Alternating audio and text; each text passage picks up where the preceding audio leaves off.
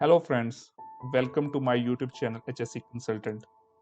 My name is Engineer Abdul Wahab, having more than 10 years of experience in HSC field in different industries like oil and gas, manufacturing and construction.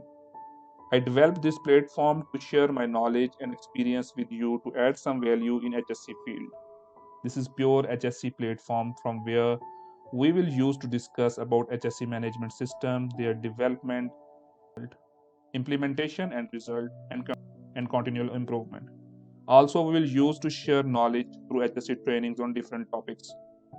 For this purpose, we made a series of HSC trainings, and first topic of this series is HIRAC. HIRAC is well known to every HSC professional. HIRAC is also known as HIRA. But before moving towards our presentation, we will first see the learning outcome of this training session.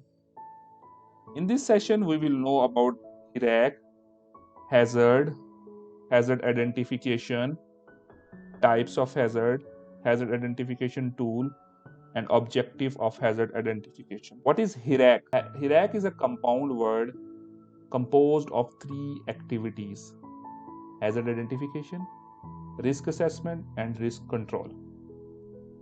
In this session, only we will talk about hazard identification. Before discussing the hazard identification, we should know about the hazard. What is a hazard? There are many definitions of hazard that is available in books or also in internet, but we brought a very simple definition for you to understand. Anything that has potential to cause harm to human, property or environment is called hazard. What is that anything? That can be object, substance, equipment, behavior, circumstance. What is the harm that that thing will provide to us? Is injury, fatality, ill health, property damage, environment damage.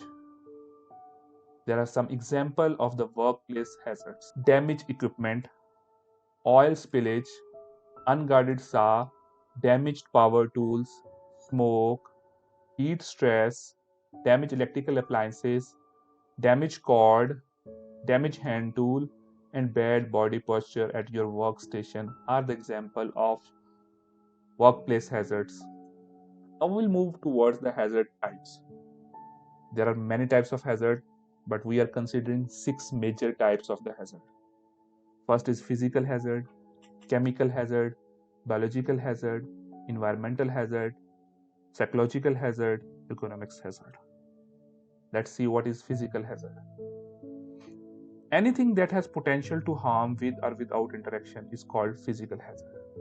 Unsafe and misused machinery, tools, excessive noise, poor lighting, excessive temperature, vibration, radiation, unsafe working platform, walkways, unsafe ladder, floor opening, unprotected edges, poor housekeeping, scattered things, slippery floors, improper cables, unsafe storage, unstable stacking, material in walkways, unlabeled materials, unguarded electrical installation, and damaged electrical appliances. These are all examples of physical hazards that mostly we see in our workplaces. We'll move toward the second type of the hazard, that is chemical hazard. An occupational hazard caused by exposure to chemical in workplace is called a chemical hazard. For example, you are working in a process plant and you are exposed to different chemical on daily basis. Unprotected exposure to this chemical will harm you. At that time, this chemical will be considered as chemical hazard. Unsafe exposure to toxic chemicals, chemical vapor and fumes, toxic gas, chemical dust, exposure to chemical spray, smoke, and ash from the exhaust. These are the chemical hazards that are mostly available at our workplaces. Let's see what's the next. It's biological hazard. Any biological substance that can cause harm to human is called biological hazard. Viruses. Nowadays there is a pandemic of the COVID-19. So this virus is also a biological hazard.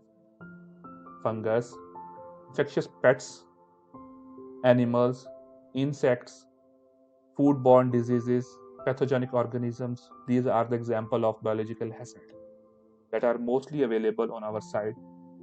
The next is environmental hazard. Any substance or event that has potential to harm environment is known as environmental hazard. What is environment? Environment is air, water, and ground. Chemical spill and oil spill that is directly affecting to the water and ground is environmental hazard. Dust, effluent, wastewater, empty chemical containers, and food waste are the example of environmental hazards. What is the psychological hazard? Any behavior, event, circumstances that has potential to cause harm to human and property is called psychological hazard. These behavior are stress, anxiety, depression.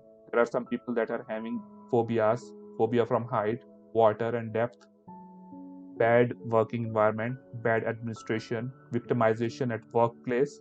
All these are the example of psychological hazard. Last but not the least type of the hazard, ergonomics hazard. A factor in work or other environment that could cause damage to human body.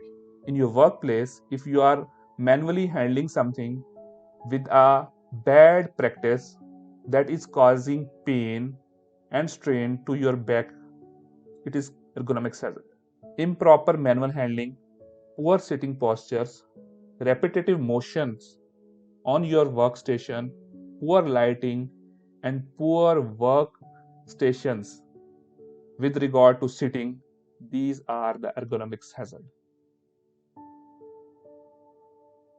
Now we'll see what is the identification sources and tools of hazard. These sources can be used to identify the hazard on our workplace. We have to look into the safe working procedure and operating procedure. We have to look into the job safety analysis and their implementation on that side. If we are using some chemicals, we have to read the MSDS and we have to follow the instruction that is given on these MSDS. If we are using some equipments, we have to look into the manuals and manufacturer instructions, because in the manuals there are the hazard associated with those equipments are being written. We have to talk to the workers, staff in all shifts. We have to go through the accident incident statistics. We have to go through their reports, investigation reports.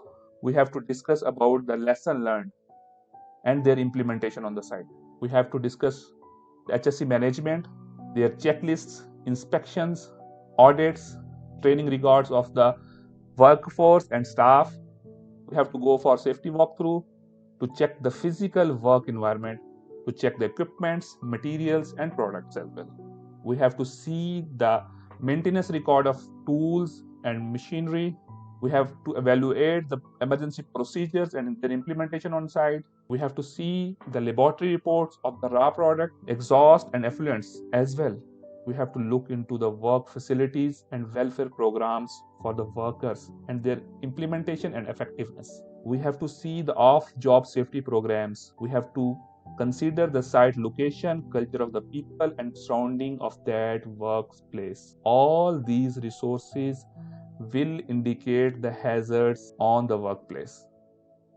So, why we need to have the hazard identification? What are the objective of hazard identification? Because the main objective of hazard identification is to identify those hazards, then to identify the associated risk, evaluation of that risk, and provide a control measure to those risks in order to prevent injury, ill health, and fatality. We want to prevent our environment. We want to avoid ourselves from fine and high insurance premiums. We want to satisfy our customer. We want to comply the legal and other requirements, and we want to improve our performance as well as the continual improvement of our system. That's all about the hazard identification, types of hazard, as well as identification tools and objective of hazard. Hope you enjoyed that video and got some beneficial information from this session. If you find this video beneficial, kindly like and share with your friends and subscribe my channel for more information. Thank you for watching. See you soon. Bye bye.